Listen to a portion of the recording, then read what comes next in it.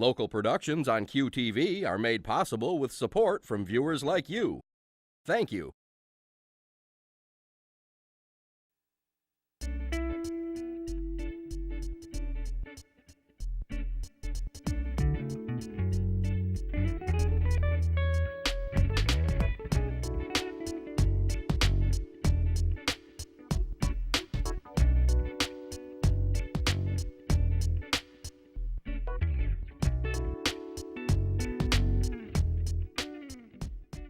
Hello everybody, I'm Junia, and this is Uncommon Sense. Thank you for joining us today. My guests today, and it's a husband and wife, and here's the wife, Pam Bauer. Pam is a physical therapist and co-owner of In-Home Rehab of Mid-Michigan and Bauer Rehabilitation Services. She earned her Master's of Science degree in physical therapy from Central Michigan University. Her husband, Walt, is also joining us today. Walt has been a physical therapist since 1991 and is also the co-owner of In-Home Rehab of Michigan. So, welcome the two of you. So, physical therapy is a very popular part of rehabilitation and strength and happiness. But what actually does physical therapy include? Well, we work with patients, we work with people who have pain and people who are weak or have just been hospitalized and they can't get back to their home, their independent living, that like they had before. So we do a lot of things. We work with people who have balance issues and different disease processes, like Parkinson's and MS. You mean slow it down or supplement or something like that? Yes, to maintain what they have or improve what they have already and not lose more function so they can live in their own homes. Yes, well, we all like that. Are there different schools of physical therapy around different techniques for different problems? There's a lot of different specialties or subspecialties inside of physical therapy.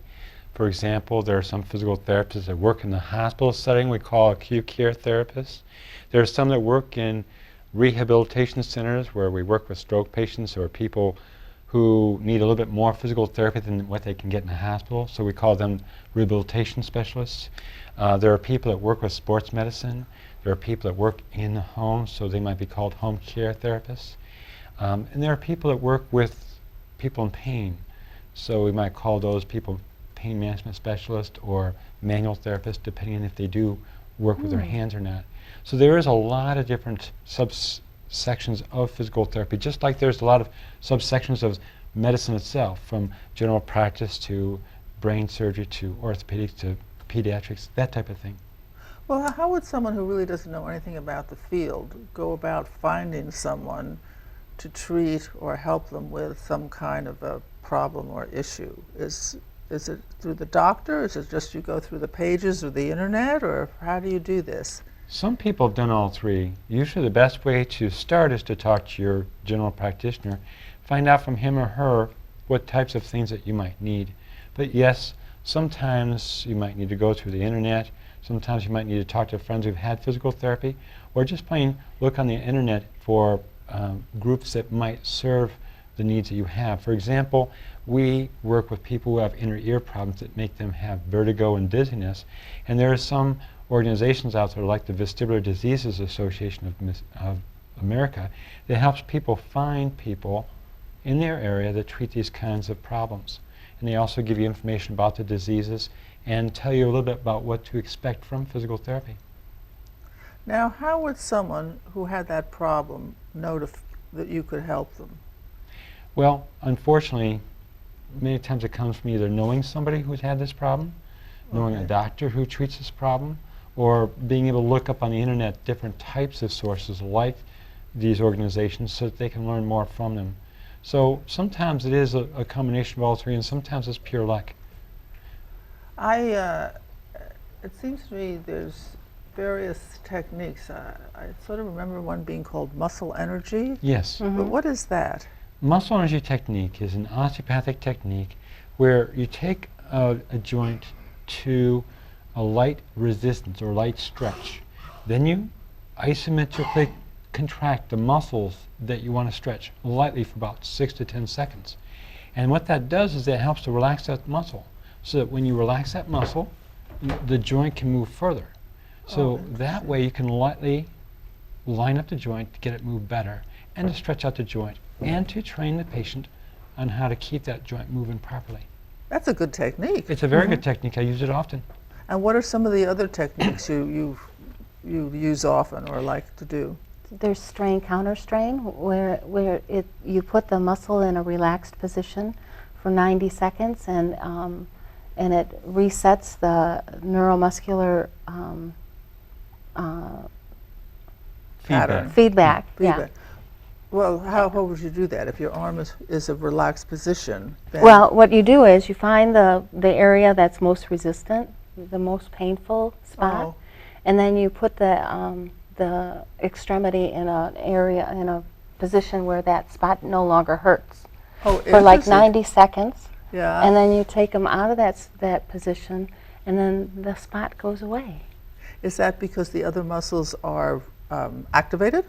Yes, and besides that, it It resets sets Your the muscle water- and brain connection. It's much like if you had an electronic device that was acting up on you. It kind of got stuck. It got to do like a brain freeze. And so what you do is you turn off that machine, leave it off for about 10 seconds, and then turn it back on. And all of a sudden it's reset, the problem's been erased, and now it's ready to continue. And basically that's what strain counter strain does. It relaxes the painful muscle enough that it stays that way long enough that the muscle is no longer telling the brain that it has a problem. So the brain starts assuming, okay, the crisis is over, so I'll tell all the muscles in that area to relax. And when the patient comes out of that position, everything's relaxed. It's like magic. It is. That is really helpful. Seems like a lot of people have neck problems. And I had headaches long years ago. But is the neck so sensitive that they have weak neck muscles and you have to address that? Well, it's a combination of things. And that's what we would look at when the individual came into our clinic. Right. We'd find out, all right, how long have you had your neck symptoms? Were they related to an accident like a car accident or a fall? Typically they are.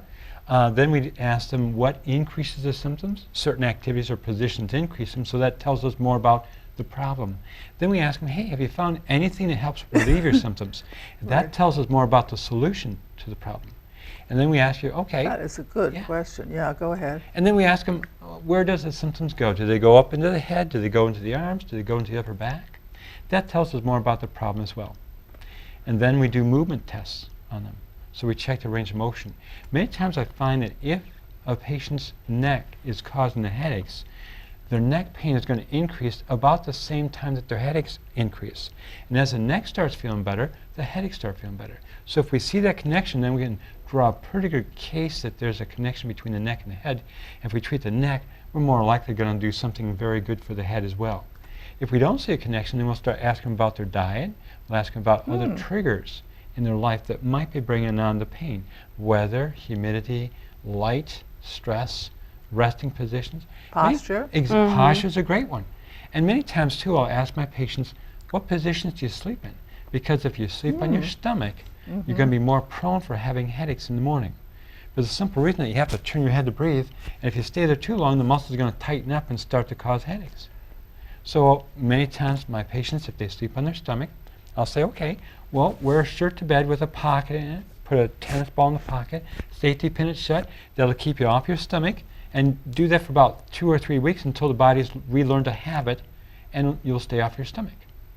And then I'll also say, do you read or watch TV laying down?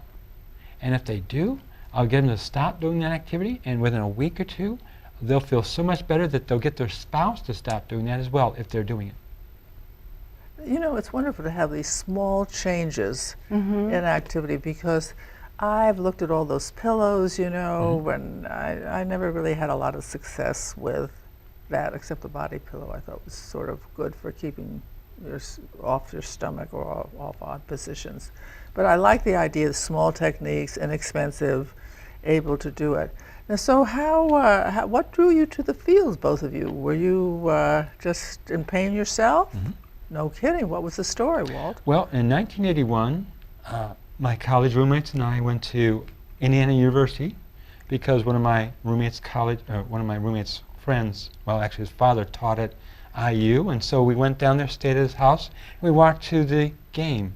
And we were walking down a narrow road, and a truck came by that came really close to us, and everybody got out of the way, but it clipped my shoulder.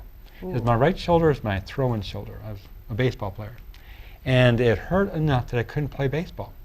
So I got physical therapy, and I finally got better. But what got me better was a special kind of physical therapy called manual therapy, where the therapist worked on my shoulder, worked on my upper back, in addition to teaching me exercises. And it was so amazing and so fascinating that I said, I like this kind of work. I want to do this. And most of my teachers and colleagues who went into manual therapy didn't know what it was until they were hurt for various reasons, and they got better doing it. And it's a real thrill for me to see my patients get better and stay that way. And what about you? And I was going to be a special ed teacher. And everybody in my graduating class was going to be a special ed teacher. So I worked just in the restaurants and stuff like that, and then I learned about physical therapy, and I thought, you know what, that incorporates a lot of things that special ed teaching would do, because you're educating the patient and you're the person, and you're getting them to a better place. So that's why I chose physical therapy, and I can't imagine myself doing anything else. For the satisfaction? Yes. I get a lot of satisfaction out of helping people get better and move better and need less help with things. It's really satisfying. It is satisfying to help another person. It is. When someone comes to you with I don't want to say a problem, but a shoulder or something like that, can you really know this will take 6 months of therapy or 3 months? Can you say anything like that, or from experience, or not? Yes, you can estimate a time. We do an evaluation, a complete evaluation, so we check all the muscle strength and the range of motion of legs and trunk and neck and shoulders, and try to determine exactly where that problem is coming from. And then we can put a set time on it. And if you get to that point, 3 weeks, say, and that person isn't quite where you wanted them to, you can always ask the doctor for another prescription for another week or two. But I think that comes with experience, as well as knowing what, from books and internet to, because we do some internet cruising to see what is out there, what is the research on good for different you. things. Keep up. Yeah, you have to. So in the course of prescribing certain exercises to your patients, is it usually every day, 3 days a week, once a week? Is it variable? Because I keep reading, you're supposed to exercise and then give the body 24 hours to rehabilitate. But that's not. It really depends on the type of exercise you give them. Exactly. If you were giving them something like a lot of hours of heavy lifting, like they do in the gyms, like the heavy weightlifters do, and the bodybuilders, and yes, you would probably need a day to recover. But if you're giving them some simple exercise like stretching exercises or other types of pain relieving exercises, it doesn't require that much rest between them. So then it all really depends on the person's needs, but for the most part, we don't work them that hard, because by the time they're able to work that hard, they're usually not going to need physical therapy. We give them the ideas and we say, okay, now you're good enough to go on. I usually like to give my patients a maintenance program. So when they are in therapy, I say, okay, here's the exercise that's going to get you better based upon what we found in treatment. So as I'm working on them and I'm finding this muscle's tight or that muscle's tight or this joint's out of alignment because of this tight muscle here, I'll teach them how to stretch out that tight muscle. We'll talk about lifestyle changes that they can make that will make a huge difference in keeping them well. And I think that's the difference, because a lot of physical therapists will just throw people exercises, and usually if it's a shoulder patient, they've got a piece of paper in the back room that says shoulder patient at the top of it, exercises here, and you give the same exercise to everybody that walks in the door with that shoulder kind of pain. Yeah. Well, we like to do something different. I'll look at them, I'll see what the worst problems are, and I'll give them exercises that match those problems. So everybody gets treated differently, and quite frankly, I'll tell all my patients that come to see me, you're not going to get the same treatment from me twice, because as your problems change, I need to change. So that way I can help you handle that problem differently. And any therapist that's really good at what they do will always change their programs frequently throughout the treatment process. And if they don't, then I'm worried that they're probably not the right therapist for the patient. They're not addressing the patient's issues well enough to take them very far. And I think that's why a lot of physical therapy fail, because people don't take enough interest in the patients. They don't ask them each treatment visit, how are you doing? Are you noticing any changes? Are they getting better, worse? Yeah. And if they're changing, then you want to change your treatment plan. You might want to do more of the things that work, less of the things that don't work. And if they are getting worse, you definitely want to change what you're doing. Because basically if they're getting worse, it means that something's going wrong. Yes, really. Pain is a driver, isn't Exactly. it? It's a notification. Mm-hmm. Yeah. How do you motivate patients who maybe aren't as motivated as you would like? That's a problem. My mom had a knee pain, and I showed her a couple of exercises that would help, and she did the exercises, and I asked her how her knee was doing, and she said okay. And then another time I talked to her and I said, she said she complained of knee pain, and I said, are you still doing those exercises? And she said, no. And I said, well, you gotta keep doing them. So I think you can give them other people's experiences, and I usually tell them my experiences too with continuing exercises. But it is hard to motivate some people because they just don't want to take.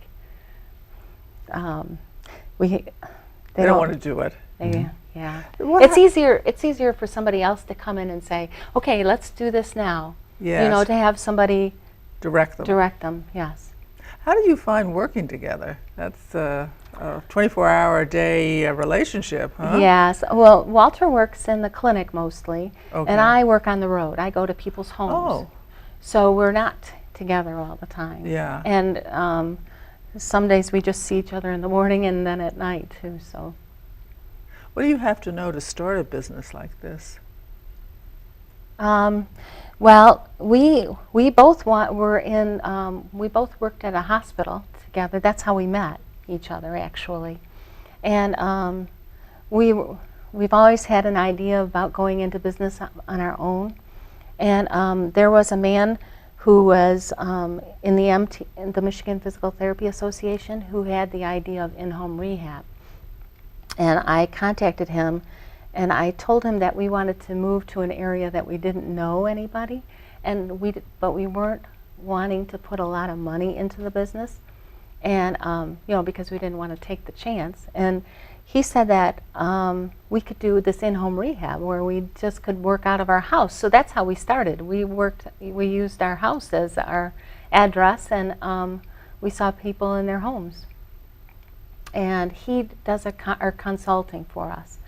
So he got us started. He got us with all the paperwork and everything that we needed, and that's how we started. So we both worked full time, and then Walter went part time, and we decided we weren't getting enough patients, and so one of us had to quit. So I quit and started on the 1st of January the one year, and started going around marketing. And I got so many patients that in April I called Walter at work and told him he needed to give his 2-week notice.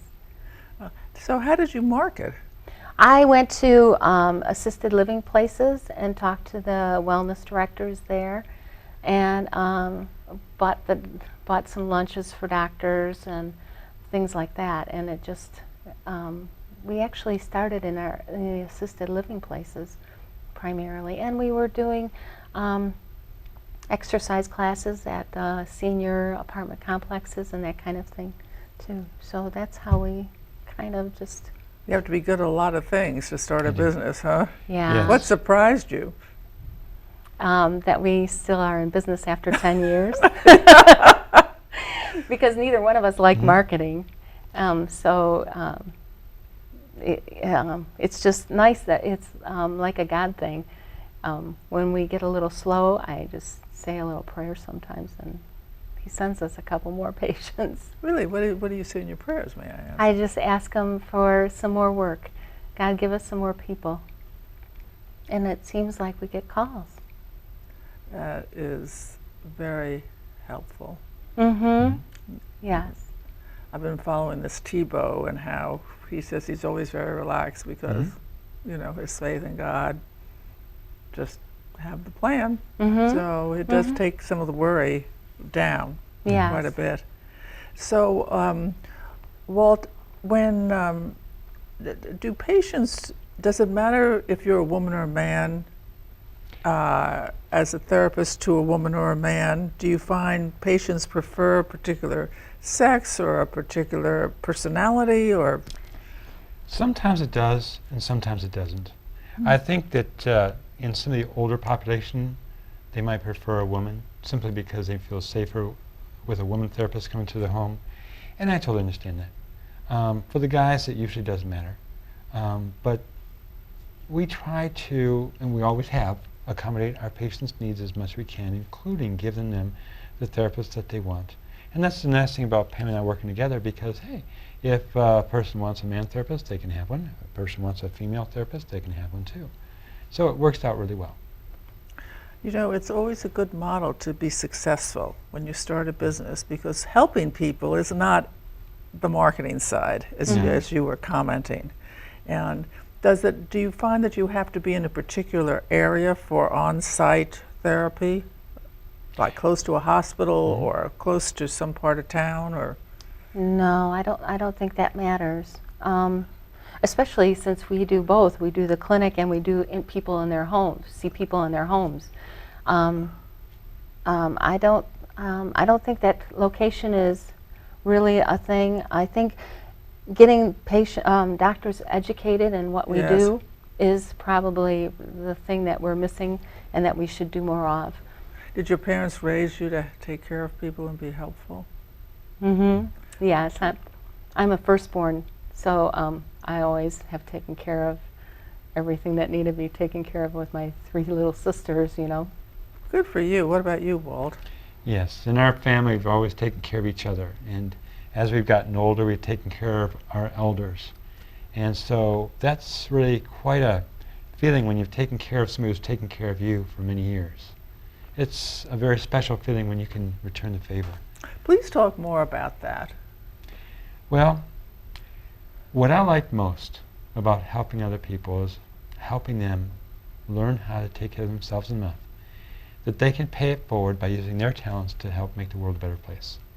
So it's not just helping others, but then helping others help themselves and other people. And that way, I think if we all did that, this world would be just a remarkable place.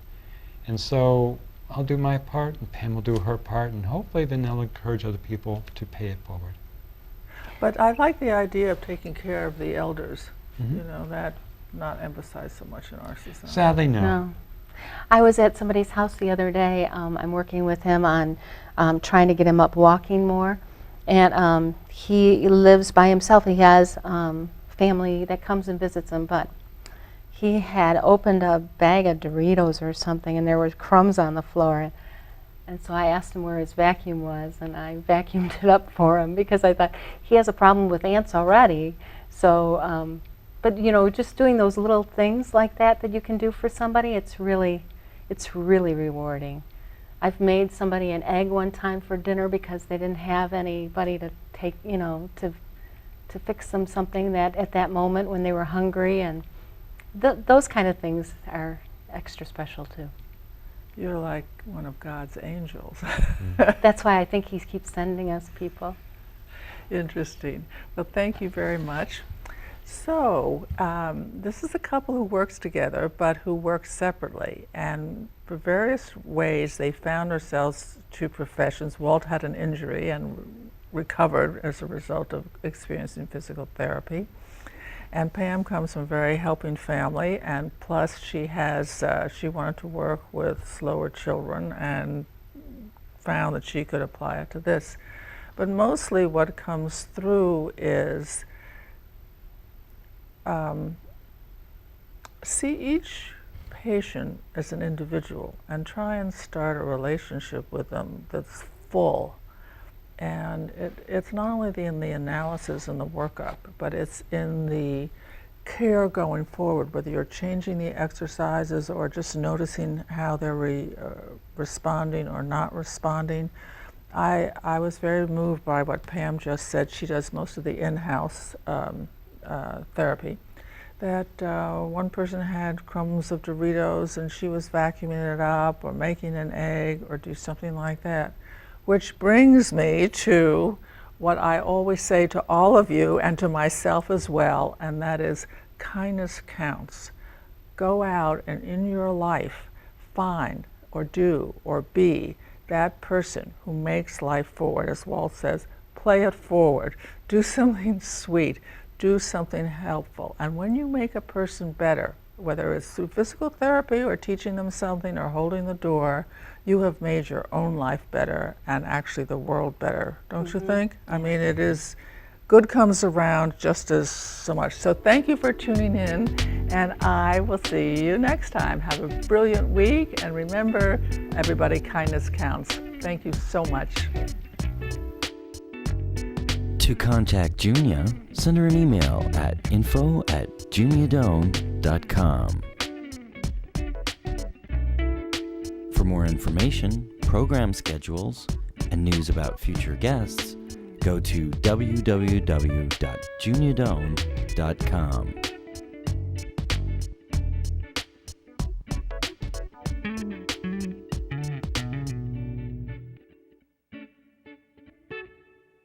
Thanks for joining us. See you next time for Uncommon Sense with Junia Doan.